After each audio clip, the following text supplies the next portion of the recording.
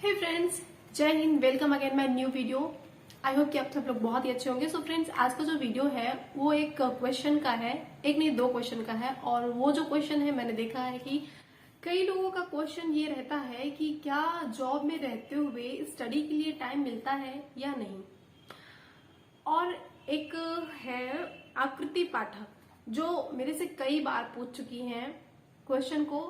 Sorry कि मैं आपका आज रिप्लाई कर रही हूँ। और इन्होंने कई महीने हो गए ये क्वेश्चन कर रही हैं, लेकिन मैंने इसको ध्यान ही नहीं दिया, या फिर ये कह लें कि टाइम नहीं मिल रहा था ज्यादा मुझे। तो ये जो क्वेश्चन ये था कि मैम आप कॉलेज के टाइम इस स्टडी के लिए कैसे टाइम निकालती थी, यानी कि यूपीपी के प्रिपरेशन के लिए कैसे टाइम निकालती थी। और एक क्वेश्चन है आकाश परिहार का, वो कह रहे हैं कि मैम यूपीएसआई की जॉब में स्टडी के लिए टाइम मिलता है या नहीं।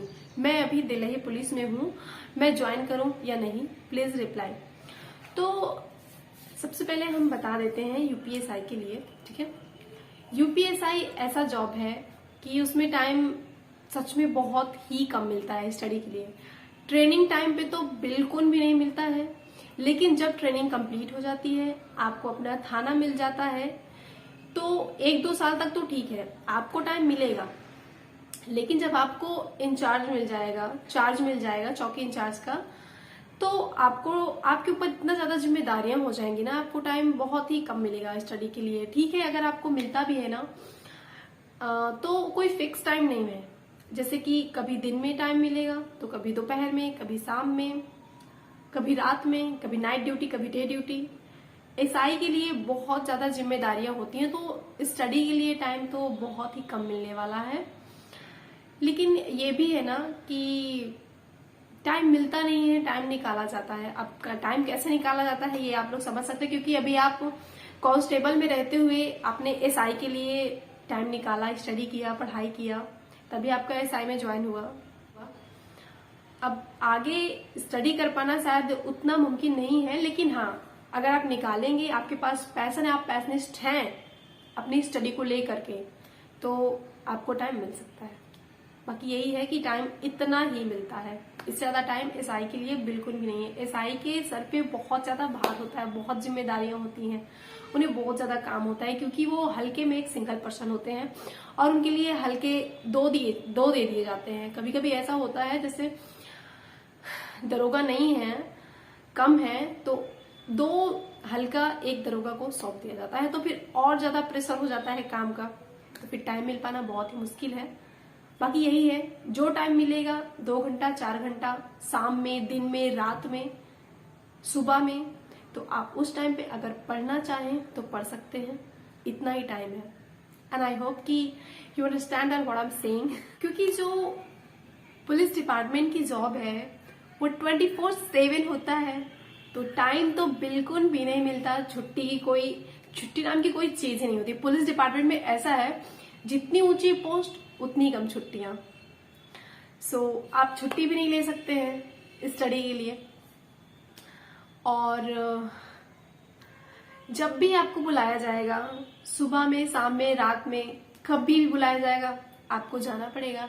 तो आपका जो एक रूटीन रहेगा पढ़ने का, जो टाइम टेबल अपने माइंड में, टाइम टेबल तो कभी बन ही नहीं सकता पुलिस डिपार्टमेंट में, टाइम टेबल नहीं बन सकता, क्योंकि कुछ सेट है ही नहीं। सब कुछ, किसी चीज का टाइम फिक्स नहीं है, तो स्टडी के लिए टाइम टेबल नहीं बनाया जा सकता। लेकिन हाँ, अगर हम में पैशन है पढ़ने का, तो हम जो भी टाइम मिलता है उस टाइम पर हम पढ़ सकते हैं।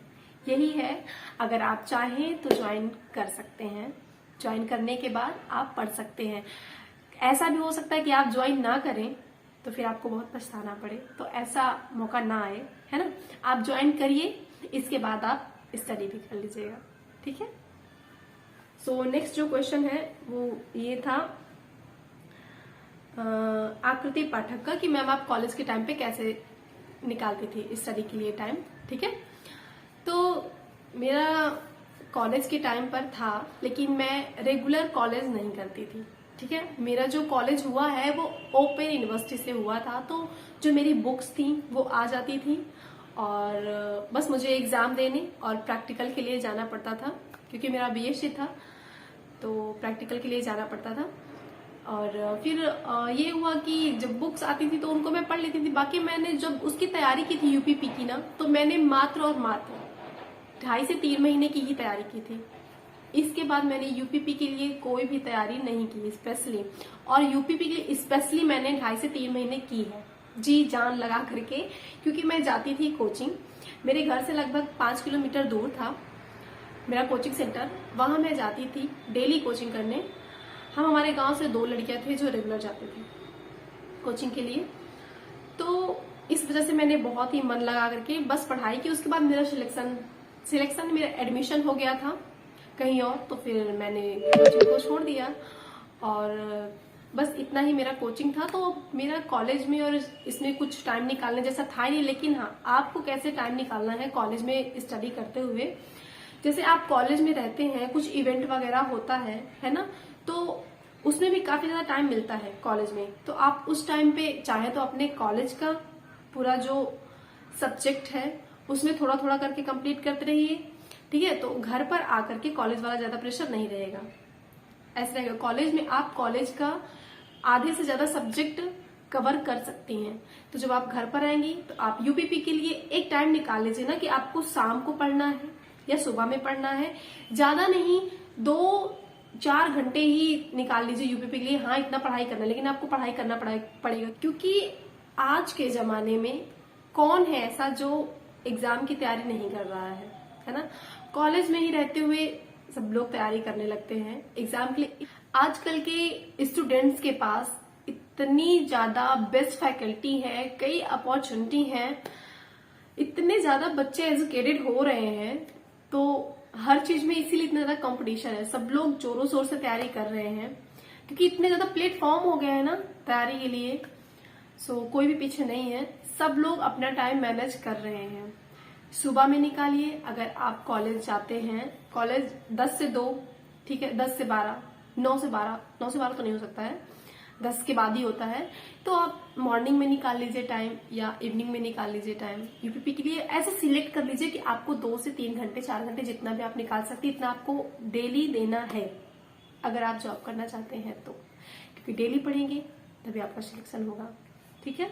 आई होप कि आप लोगों को जो मैंने बताया वो समझ में आया होगा और आप लोग फॉलो भी करेंगे, ठीक है। सो मिलते हैं नेक्स्ट वीडियो में, तब तक के लिए जय हिंद, धन्यवाद।